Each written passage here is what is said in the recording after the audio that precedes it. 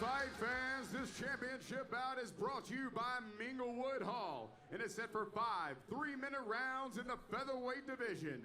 And when the bell rings, the man in charge of the action will be Dave Ferguson. Introducing first, fighting out of the blue corner. He wears the white trunks with the blue trim. At 5 feet 10 inches, he weighed in at 145 pounds. A freestyle fighter with an MMA record of 9 wins and 1 loss. Representing Fred Fisher and fighting out of Horn Lake, Mississippi, Jesse James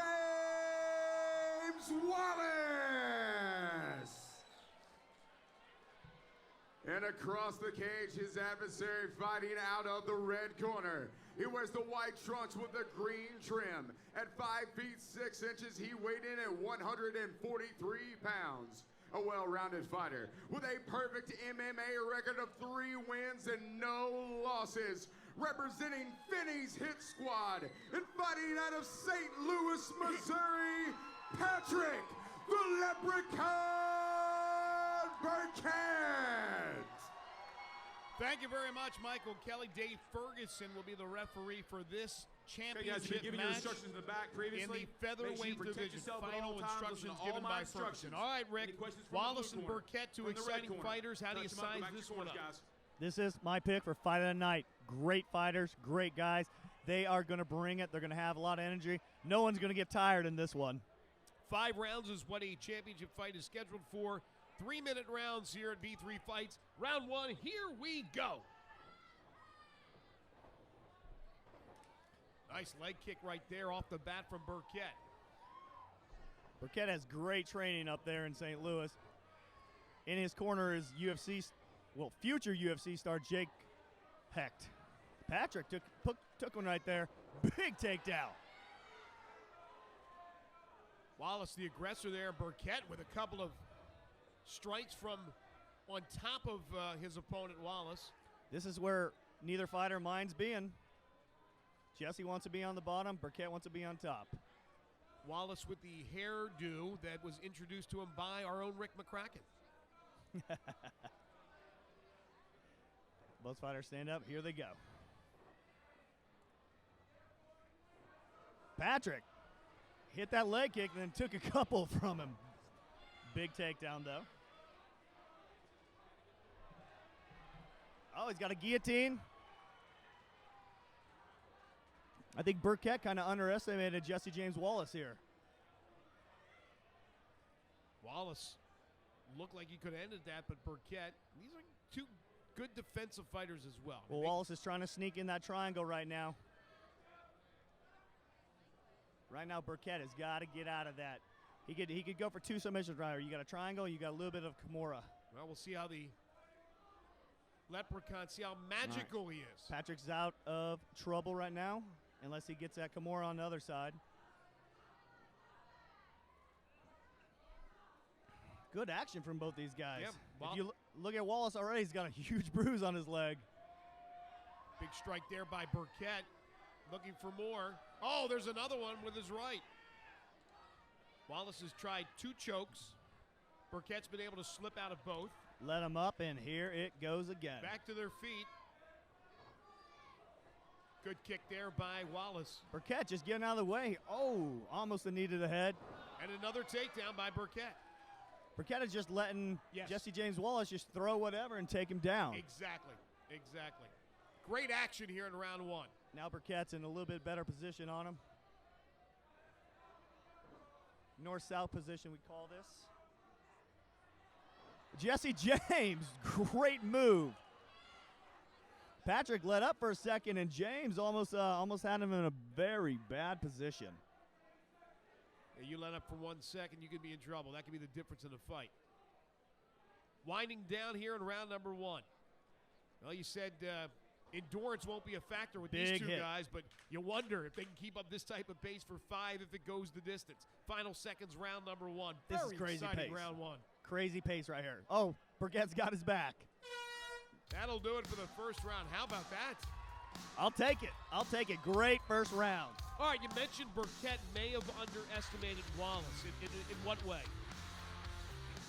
I think he underestimated his stand-up. Wallace is coming out throwing some big hits and following that with a combo. Usually they'll do a 1-2 and then done. Wallace is throwing 5 and 6. Burkett's not ready for that. But you made an astute point. You talked about the fact that Burkett waited for Wallace to come at him and then was waiting for the takedown, then got him. Yeah, you know, he knows that Wallace is throwing a bunch of combinations, so he's just waiting for that third and fourth punch, slipping right under it, going in and slamming him down. All right, we'll see if these guys can keep up the pace for 5 rounds. This is for the featherweight championship. It is a division that's open here for V3 Fights. Who wants it worse? Burkett or Wallace?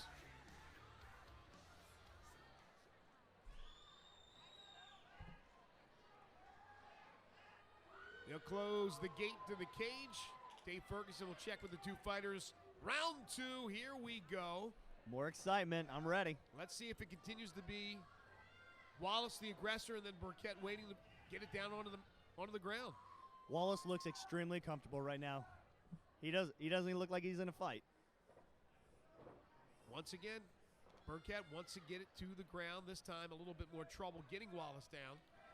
Now what's going to happen, Greg, is Wallace is going to eventually stuff these takedowns. So Patrick Burkett is going to have to stand with them. Right now, Wallace has that foot on his hip and was trying for something, but Patrick just powered out of it. Burkett misses 3 straight times with strikes. Somehow Wallace elusive to get away from those punches. Wallace is relentless with that ground game. He loves being on bottom. He is not afraid to take a punch to set up a submission. Yeah, that time it connected. Like I said, not afraid to take a punch.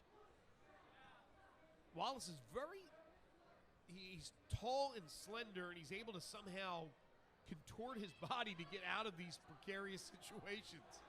Can he get out of this one? Oh, you just got to get power out of it. That's a tough one. It's a choke. What he does is kind of laces his front foot right on your throat and pull your head down to it, and that'll slip in and get a lot of people. You just got to power out.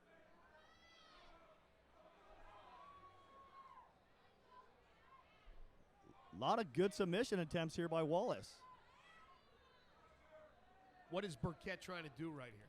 I think Burkett is, he's kind of stumped right now. He's got to, it's kind of hard to do what you want to do when you stop something and then it's another submission right after, and you stop that and it's another submission right after it, and you're just like, what do I do? I'm stopping everything, but he's coming right back. Wallace is transitioning very well. Oh, see, he's coming up, almost got that triangle. He's looking for an omoplata again. There it is. Burkett in big trouble here in round number 2. Can Wallace finish the job? There you go. That's how you get out of that move. That was a leprechaun move. There you go. That was slippery right there. That's why he's called a leprechaun. That's what Jeremy Simpson should have done. And here it comes again. Like I said, relentless with these submissions. He is relentless, but Burkett is determined. Armbar. Armbar. Nice. I don't think Burkett's going to tap. He's not a tapping kind of guy. Well, time winding down in round number 2. Can Burkett survive? He's out. He's out. He's out, and again, Wallace goes right back to 10 work. seconds. Wallace is trying everything. Hold, chokes, trying to get his opponent to submit, and all we'll do is submit to a 3rd round. That's what we'll do. Wow, that is a lot of submission attempts. Well, you talked about this at the outset of our telecast. The 2 fights, and you were looking forward to all the fights, don't get me wrong, but the 2 you pointed out, the featherweight championship, the heavyweight championship, and this one has been better than advertised through 2. Absolutely, absolutely. Right now, I'm giving that 2 rounds to Jesse James Wallace. I think Patrick has taken him down a lot, but Patrick's taken him down, and Jesse James has just been submission after submission after submission. So it all depends on what these judges are looking for.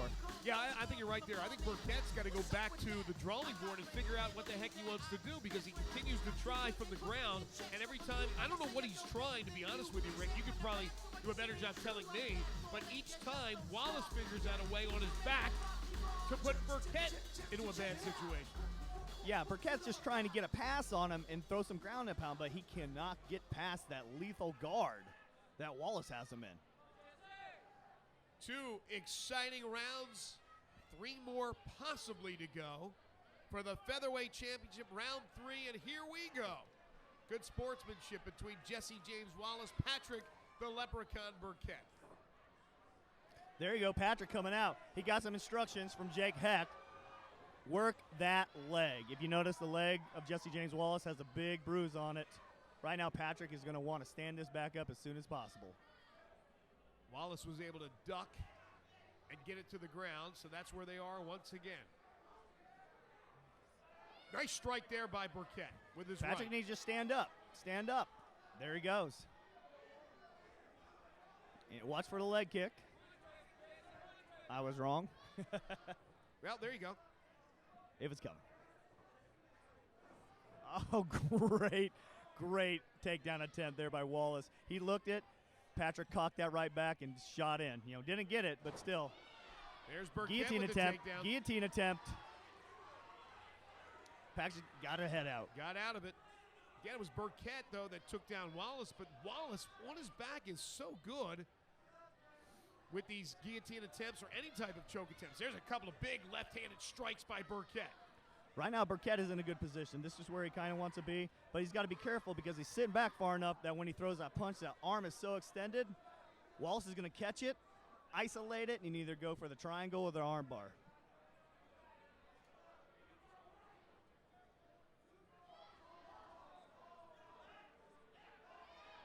This has been a similar position for Wallace throughout this fight. He on the bottom, Burkett on the top, but Wallace has done a lot of damage from that position. Oh, there it is again. Arm bar. One more try at the arm bar. Arm bar or triangle. I can't tell what it is. It might be the triangle. Oh, It's over. It's over. Jesse James Wallace has won the featherweight championship. What a job. He tried, Rick. He tried, and finally, and we'll get the official, I'm not sure what the choke was. That was a triangle choke. The triangle. He had both ready for him there. Wow. Wow, Patrick cannot believe it. That's why we call it MMA. They get in there, fight, mix it up, and the winner wins. All right, Rick McCracken will go inside the cage to talk to Jesse James Wallace. You talk about jiu-jitsu skills. Both of them have them. But Jesse James Wallace, even when you thought he could be in a little trouble, he was able to get out of it. He was able to be the aggressor from his back. He tried everything. And finally, he wins in round number 3. The champion, featherweight division, Jesse James Wallace, and a very disappointed Patrick the Leprechaun Burkett with the win. Wallace is bruised to 10-1 with the loss. Burkett suffers his first blemish as he drops to 3-1. They're going to put that belt around Jesse James Wallace, and we're going to go inside the cage and get the official time of the victory. Jesse James Wallace, the new V3 Fights featherweight champion. Let's go to Michael Kelly inside the cage.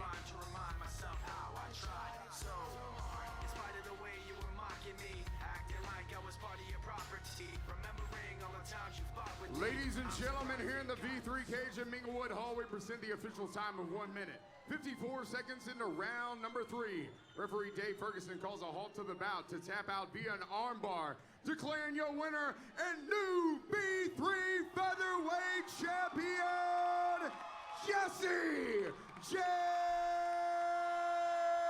Wallace. Wallace, the new featherweight champion, drops the belt. What is it with these guys dropping the belt? Now we'll talk to our own Rick McCracken after the victory. Jesse James Wallace, I cannot count how many submission attempts you had. Do you know?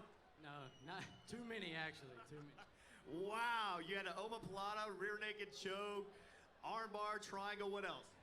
I don't even remember. How tough was Patrick? Extremely tough. The only person to ever be able to hold me down like that. Would you call this fight kind of a validation fight since your last title shot? Yeah, Ryan Collins kind of put it on me, so it was extra pressure. I know he's here too. I know he's here. I'm sure he was smiling when he thought that. When you finally had that armbar right at the end there, Sunken, you had half triangle, half armbar. You pulled that straight. Did you think he was tapping, or did you think it was going a little longer? No, I thought he was going to go longer. That's why I went for the armbar. He's too tough to finish with one submission, as you can see. Did he get you any good shots? Yeah, he hit me hard on the ground. Dang. Everybody give it again for your brand new featherweight champion, Jesse James Wallace. I got a feeling he's going to be a very popular champion. Paying homage right there to the only guy who has beaten him, Ryan Red Hot Collins, who's here in the audience at Minglewood Hall.